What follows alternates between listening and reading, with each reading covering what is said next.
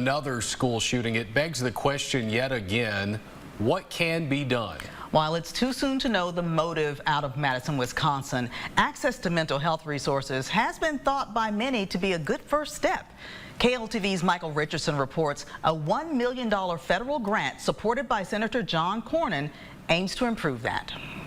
Region 7 School Safety Coordinator Adrian says the grant money will go toward an anonymous reporting system to be used across the Piney Woods region. It's about getting our students some help in that mental wellness area before they get on the pathway to violence. The company managing the data will be New Jersey-based Stop It Solutions. It's part of a years-long effort to strengthen safety measures in Region 7. Our districts have spent the last 2 years hardening the campuses and putting in access control systems. Now the next step is to make sure that we find students that we're concerned about that might need some help in the mental wellness area. While most school districts already have their own reporting system, Region 7 aims to seamlessly interconnect their community to share important info using Stop It Solutions.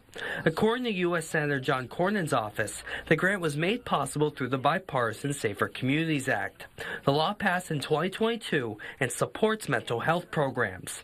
In a statement, Senator Cornyn said he is grateful the bipartisan Safer Communities Act is giving schools across our state the resources needed to keep students, staff, and teachers safe.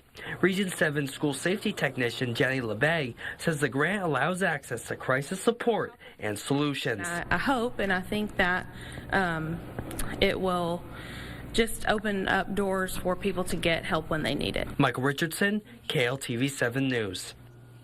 Region 7 serves more than 100 different schools and charter school districts all across East Texas.